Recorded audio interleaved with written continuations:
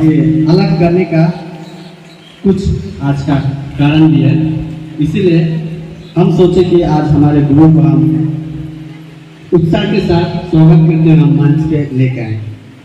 आज हमारा माता कलिसिया दो महान प्रियतों का त्योहार मनाती है। हम सबों ने आज अपने स्थानीय कलिसिया में या फिर पारिस में हम चर्च में अटेंड किए। वहाँ पे आज का शीर्षक था दो महान प्रेरितों के बारे में हमने सुना। वे थे सान पौलुस और सान पेट्रुस। और सान पेट्रुस और सान पौलुस का जीवन एक अनोखा था। ईश्वर ने उन्हें अपने कार्यों के लिए चुना था। जो 528 ईसा पूर्व से वे प्रभु के कार्य को करने के लिए वे चुने गए थे और प्रभु के मिशन कार्य को करते हुए आगे बढ़े। हम जानते हैं पेट्रुस मछुआरा थे, वे मछली पकड़ते थे। प्रभु ने उन्हें जब इस पृथ्वी पे थे तो वे उस मछुआरे से उन्हें निकाल कर लाया और प्रभु ने उन्हें कहा कि आपसे आप मनुष्य के क्या बनेंगे, मछुआरे बनेंगे। और ठीक उसके बाद प्रभु यीशु के पुनर्जीवित होने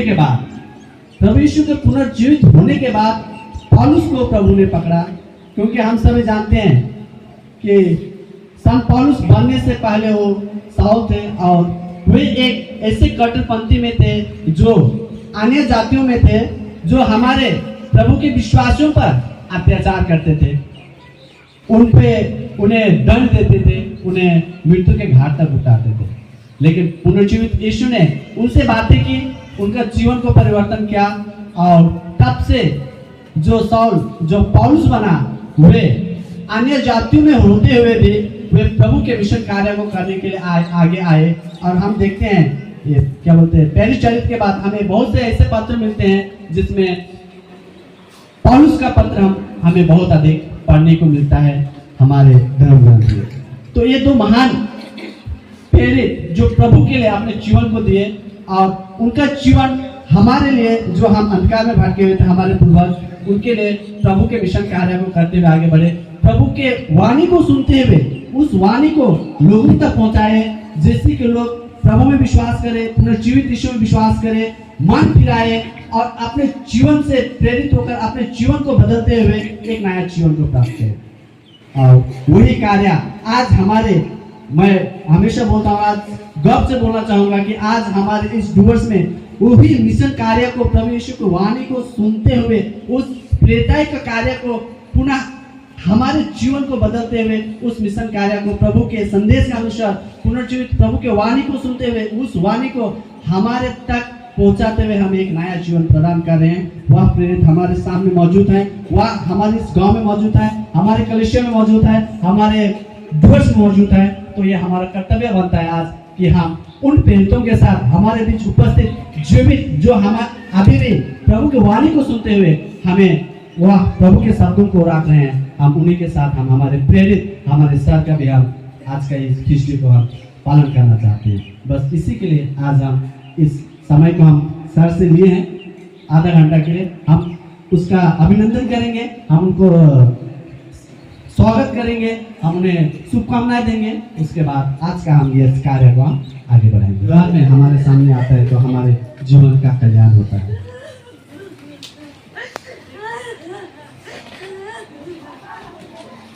और आज हम उसी प्रेम को पुनः हम अपने कमजोरियों के द्वारा क्या लगाने के लिए साथ ही साथ मैं आमंत्रित करना चाहूंगा कि खादा पहनाते हुए हम अपने गुरु का सम्मान करें। जोरदार से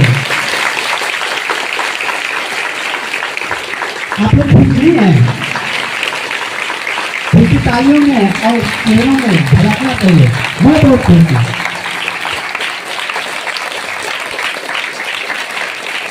और इसी के साथ मैं आमंत्रित करना चाहूँगा रास्ता देते हुए हम स्वागत करें कि यह गुलदस्ता हमारे मेरी नहीं बल्कि हम यहाँ जितने भी समूह है वह समूह का एक गुलदस्ता है जो हमको जीवन को गुरु के सौंप रहे हैं।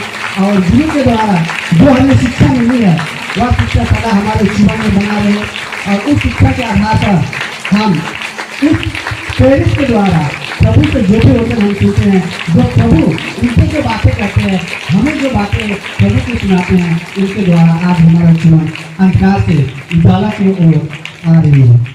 हम धन्यवाद करते हैं और प्रभु को हम विशेष धन्यवाद देते हैं आज के इस दिन के लिए। और संत पेट्रुस और संत पौलुस के द्वारा हमें यह सौभाग्य प्रदान हुआ कि हम भी इस त्योहार का हम पालन करें। यहाँ उपस्थित हमारे बेटी बेटियां, माता पिता एवं भाई बहन, हम सभी बहुत ही भाग्यशाली हैं क्योंकि हम प्रभु को पाए हैं। और हम सभी इतने भाग्यशाली हैं क्योंकि प्रभु का दास, एक नबी, एक संत और एक प्रेरित हमारे बीच मौजूद है।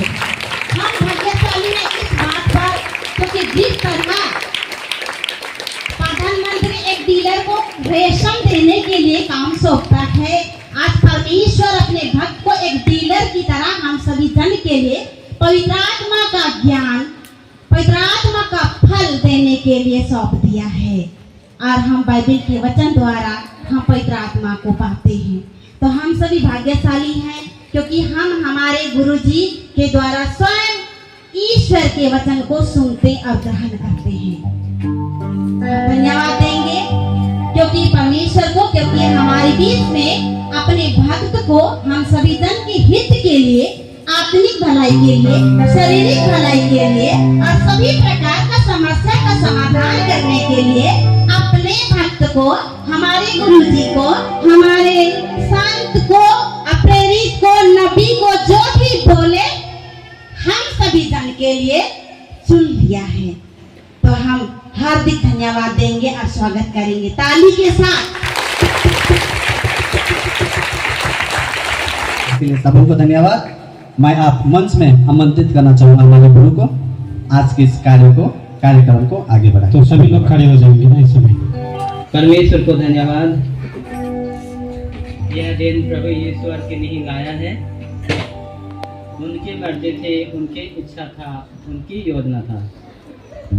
ये हमारी योजना नहीं है, ये हमारी बातें नहीं है जो आज इस समय आप जो स्वागत किए हैं और ईश्वर को धन्यवाद दे रहे हैं। यह ईश्वर का महान योजना था मेरे लिए और आपके लिए कि मैं आपके लिए साक्षी बनूं। हम सुनते आए थे केवल पुरोहितों को वरदान मिलता है, पुरोहितों को वरदान मिलता है और शिष्यों को वरदान मिलता है। और ये सुनते आए थे कि बुजुर्गों को जो बुढ़ेपा है बुढ़ापे में चले गए हैं बुजुर्ग लोग उनको वरदान मिलता है और वे ये कार्य कर सकते हैं। एक साधारण व्यक्ति, एक साधारण आदमी, एक साधारण युवा इस काम को नहीं कर पाएंगे। ये आप लोग देखते आए थे, सुनते आए थे, लेकिन आज ईश्वर हमें संदेश देते हैं कि आप भी कर सकते हैं, आप लोग भी कर सकते हैं, हर युवा कर सकता है, क्योंकि ईश्वर का चुना हुआ आप सब भक्त हैं। हम आपके लिए तालियां बजाना चाहेंगे।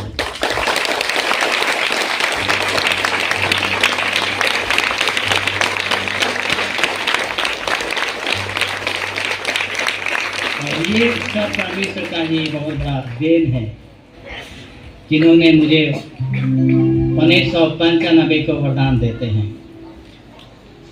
और मैं 30-31 साल गुजार दिया और 30 साल आप पीछे जाएंगे मेरे जवानी में तो कितना हुआ होगा मेरा जवानी।